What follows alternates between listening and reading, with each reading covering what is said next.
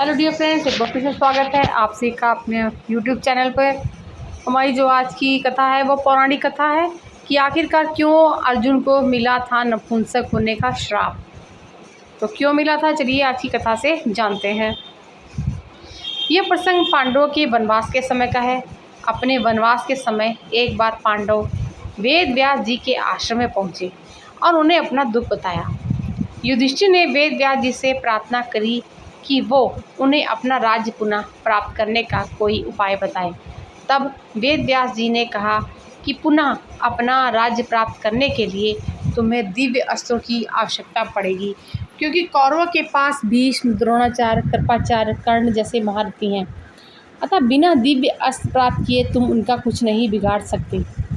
युधिष्ठिर के यह पूछने पर कि वो देवताओं से यह दिव्य अस्त्र कैसे प्राप्त करें, वेद व्यास जी ने कहा कि आप सब में केवल अर्जुन ही देवताओं को प्रसन्न करके दिव्यास्त्र प्राप्त कर सकते हैं।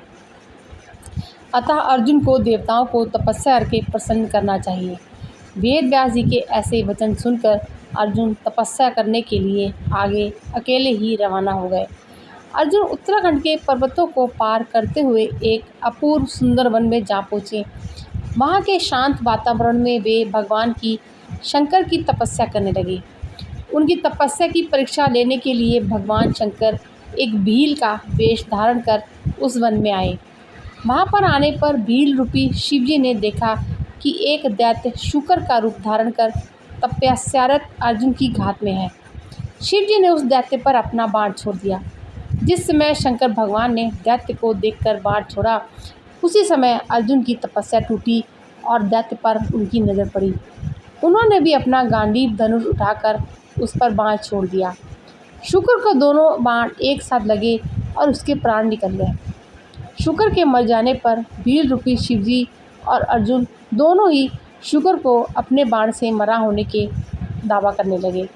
दोनों के मध्य विवाद बढ़ गया और विवाद ने युद्ध का रूप धारण कर लिया। अर्जुन निरंतर भील पर गांडीव से बाणों की वर्षा करते रहे, किंतु उनके बाण भील के शरीर से टकरा टकरा कर टूटते रहे और भील शांत खड़े हुए मुस्कुराता रहा। अंत में उनकी तरकश के सारे बाण समाप्त हो गए। इस पर अर्जुन ने भील पर अपनी तलवार से आक्रमण कर दिया। अब अर्जुन की तलवार भी भील के शरीर से टकराकर उसके दो टुकड़े हो जाती है। अब अर्जुन क्रोधित होकर भील से मल्ल युद्ध करने लगे। मल्ल युद्ध में भी अर्जुन भील के प्रहार से मूर्छित हो गए और थोड़ी देर बाद जब अर्जुन की मूर्छा टूटी तो उन्होंने देखा कि भील अब भी वहीं खड़े मुस्कुरा रहे हैं। भील की शक्ति देखकर अर्जुन को अत्यंत ही आश्चर्य होने लगता है और उन्होंने भील को मारने की शक्ति प्राप्त करने के लिए शिव मूर्ति पर पुष्पमाला डाली, किंतु अर्जुन ने देखा कि वह माला शिव मूर्ति पर पड़ने के स्थान पर भील के कंठ में चली गई। इससे अर्जुन समझ गए कि भगवान शंकर ही भील का रूप धारण करके वहाँ उपस्थित हुए हैं। अर्जुन शंकर जी के चरणों में गिर पड़े। तब भगवान शंकर ने अपना असली रूप धारण कर लिया और अर्जुन से कहा, हे अर्जुन, मैं तुम्हारी तपस्या और पराक्रम से अति प्रसन्न हूँ और तुम्हें पशुपत्यास्त्र प्रदान करता हूँ। भगवान शंकर अर्जुन को पशुपत्यास्त्र प्रदान कर अंतर्ध्यान हुए। उसके पश्चात वहाँ वरुण, यम, कुबेर, गंधर्व और इंद्र अपने अपने वाहनों पर सवार होकर आ गए। अर्जुन ने सभी देवताओं की विधिवत पूजा की। यह देखकर यमराज ने कहा, अर्जुन, तुम नर के अवतार हो तथा श्री कृष्ण नारायण के अवतार हैं। तुम दोनों मिलकर अब पृथ्वी का भार हल्का करो। इस प्रकार सभी देवताओं ने अर्जुन को और आशीर्वाद और विभिन्न प्रकार के दिव्य एवं अलौकिक अस्त्र शस्त्र प्रदान कर अपने अपने लोकों को चले गए। अर्जुन के पास से अपने लोक को वापस जाते समय देवराज इंद्र ने कहा, हे अर्जुन, अभी तुम्हें देवताओं के अनेक कार्य संपन्न करने हैं, अतः तुमको लेने के लिए मेरा सारथी आएगा। इसलिए अर्जुन उसी वन में रहकर प्रतीक्षा करने लगे। कुछ काल पश्चात उन्हें लेने के लिए इंद्र के सारथी महाताली वहाँ पहुँचे और अर्जुन को विमान में बिठाकर देवराज की नगरी अमरावती ले गए। इंद्र के पास पहुंचकर अर्जुन ने उन्हें प्रणाम किया। देवराज इंद्र ने अर्जुन को आशीर्वाद देकर अपने निकट आसन प्रदान किया। अमरावती में रहकर अर्जुन ने देवताओं से प्राप्त हुए दिव्य और अलौकिक अस्त्र शस्त्रों की प्रयोग विधि को सीख लिया और उन अस्त्र शस्त्रों को चलाने का अभ्यास करके उन पर महारत भी प्राप्त कर ली। फिर एक दिन इंद्र अर्जुन से बोले, वत्स, तुम चित्रसेन नामक गंधर्व से संगीत और नृत्य की कला सीख लो। चित्रसेन ने इंद्र का आदेश पाकर अर्जुन को संगीत और नृत्य की कला में निपुण कर दिया। एक दिन जब चित्रसेन अर्जुन को संगीत और नृत्य की शिक्षा दे रहे थे, तब वहाँ पर इंद्र की अप्सरा उर्वशी आई और अर्जुन पर मोहित हो गई। अवसर पाकर उर्वशी ने अर्जुन से कहा, हे अर्जुन, आपको देखकर मेरी काम वासना जागृत हो गई है, अतः आप कृपया मेरे साथ विहार करके मेरी काम वासना को शांत करें।